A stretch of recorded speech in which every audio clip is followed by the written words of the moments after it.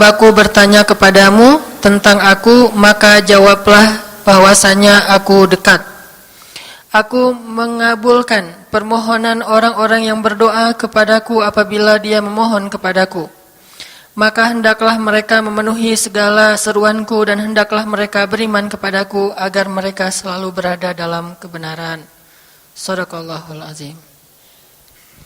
Teman-teman yang dirahmati Allah Subhanahu wa taala, ayat ini adalah ayat kalau kita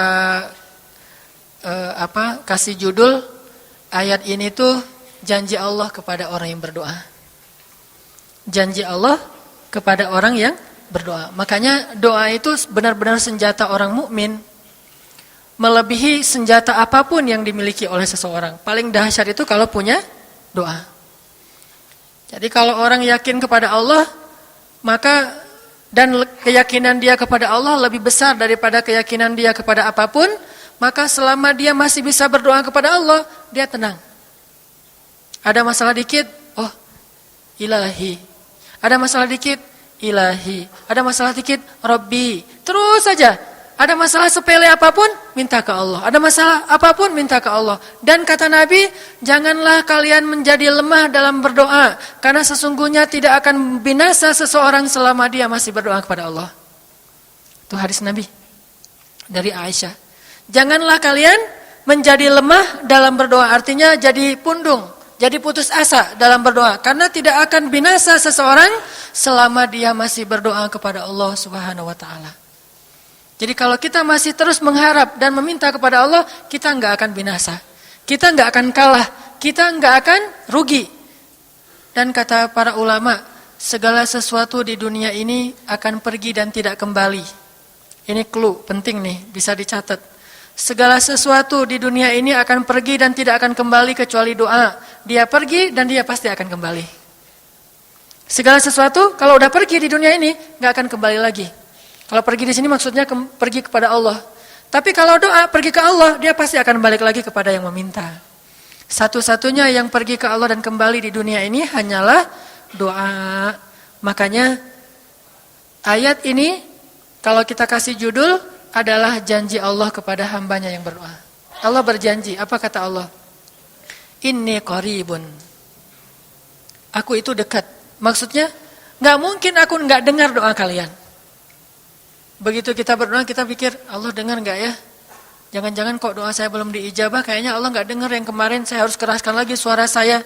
Enggak, inni qarib, arti inni qarib, aku itu dengar banget apa yang kamu ucapkan. Enggak usah diucapkan, di dalam hati aja Allah udah dengar. Siapa yang pernah berdoa di dalam hati terus langsung Allah ijabah? Rasulullah. Coba teman-teman buka awal juz kedua. Ayat surat Al-Baqarah ayat 144. Itu gara-gara Nabi ada harapan di dalam hati tapi enggak berani ngomong gitu ke Allah. Cuma dipendam di dalam hati doang. Tapi langsung diijabah oleh Allah. Ayat surat Al-Baqarah ayat 144. Allah berfirman, "Qad nara taqalluba wajhika fis samaa."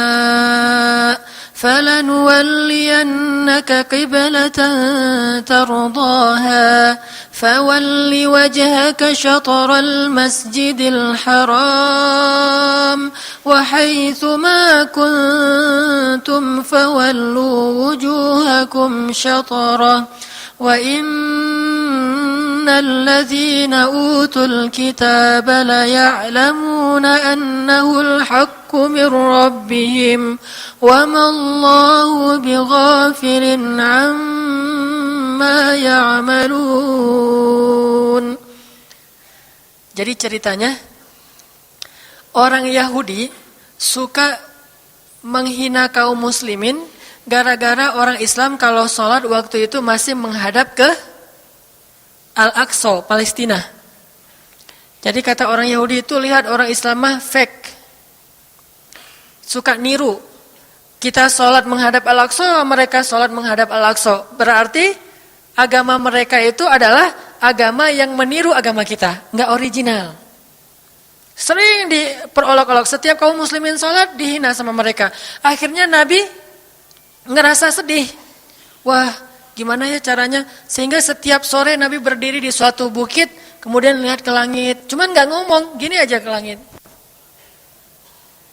Membatin, bayangin. Pernah nggak teman-teman membatin ke Allah? Ini yang harus kita coba lakukan. Belajar membatin kepada Allah. Itu romantis banget. Jadi duduk sendiri. Allah, ngomong gitu dalam hati. Dan yakinlah ini qarib, Allah tuh dengerin. Jangan pikir saya kayak ngomong sendiri, kayak orang kurang waras. Enggak, Allah itu mendengar. Jadi kita batin aja sama Allah, ngomong dalam hati. Ya Allah, saya tuh lagi gini, ada masalah. Ngomong dalam hati kita. Please Allah, please gitu ya. Nah, itu kalau kita membatin, inni qaribun wa asirru qaulakum aw ijharu bih innahu alimun bidzatis sudur. Jadi Nabi nggak enak mau ngomong, ya Allah tolong dong pindahin kiblat dari Masjidil Aqsa ke Masjidil Haram. Soalnya daripada dikata-katain melulu sama orang Yahudi, mau ngomong kayak gitu tuh nggak enak sama Allah. Malu Rasul ke Allah. Masa kiblat aja minta dipindahin. Akhirnya Nabi cuma ngelihat ke langit aja tiap hari. Udah selesai pulang. Besok lihat lagi ke langit. Turunlah ayat ini. Sesungguhnya kami telah melihat bagaimana kamu selalu menengadahkan wajahmu ke langit. Maka kami palingkan kiblat ke arah yang kamu sukai. Coba lihat. Turun wahyu untuk merespon doa Nabi yang bahkan belum diverbalkan. Belum diucapkan dengan kata-kata tapi Allah udah ngerespon. Gimana caranya biar kita bisa kayak gitu? Lihat seorang cewek cantik kayaknya kerudungnya solehah gitu ya. Kuliahnya di UIN misalnya. Atau di pesantren mana gitu. Ternyata pas kita tanya-tanya ke teman-teman kita, oh dia tuh lagi belajar Al-Quran di masjid. Sekarang lagi hijrah banget. Bahkan udah hafal juz amma, juz 30. Masya Allah. Terus dalam hati, aduh ini kayaknya cocok menjadi ibu bagi anak-anak saya. Wih. Tapi dalam hati kan gak berani ngomong nih. Tiba-tiba dapat berita, dia masih jomblo juga loh, belum ada apa-apa, nggak ada ikatan sama siapa-siapa. Oh gitu, membatin lagi, ya Allah, bisa nggak ya saya datang ke rumah dia? Tiba-tiba kita ngelewat, ketemu dia lagi benerin motor, lagi parkir motor depan rumah dia. Si Neng itu ternyata rumahnya di sini, ternyata tetangga. Ada aja jalan tuh Allah mempertemukan. Allah tahu isi hati kita. Bisa nggak caranya sespontan itu? Gampang. Pengen sesuatu, Allah kasih. Padahal kita belum minta. Ini kan keajaiban doa nih. Cuman kita seringnya ngerasa udah minta berkali-kali kok nggak dikasih-kasih. Kita belajar sekarang. Rasul nggak usah minta pakai verbal, cuman membatin doang dalam hati, Allah udah ngasih. Pernah nggak teman-teman ngerasa kayak gitu? Ada kepengen sesuatu, tiba-tiba terwujud. Pernah kan? Tapi kepengennya yang baik-baik. Pengen misalnya, aduh, saya pengen banget umroh, cuman mau ngomong kayak gitu mah, saya mah orangnya kayaknya nggak mungkin bisa umroh kalau ngandalin harta. Orangnya nggak mampu, kerjanya juga pas-pasan, gimana mau umroh untuk makan aja susah. Tapi pengen banget dalam hati kita. Dan itu rindunya tuh rindu banget. Setiap kali ngelihat video atau tayangan di TV tentang umroh dan haji, menitikkan air mata. Saking kangennya ke Baitullah. Allah tahu itu dalam hati kita. Tiba-tiba ada jalan. Ada aja jalannya. Dan bisa dikasih sedekah, bisa juga hadiah, bisa juga door prize, bisa juga macam-macam. Pokoknya ada jalan aja, tiba-tiba bisa umroh. Dan saya sering banget membawa orang umroh, di antara jamaah itu selalu ada 1 atau 2 orang yang umrohnya itu miracle, keajaiban dari Allah. Ketika saya cari tahu alasannya apa, ternyata emang dia dari dulu pengen banget umroh, cuman nggak bisa ngandelin hartanya, Allah kasih jalan yang lain. Bukankah Allah itu memampukan yang diundang, bukan mengundang yang mampu? Kan itu yang sering kita dengar kan? Allah tidak mengundang yang mampu, tetapi memampukan yang diundang. Kalau udah Allah undang, pasti mampu. Kalau Allah nggak ngundang, walaupun dia mampu nggak akan bisa.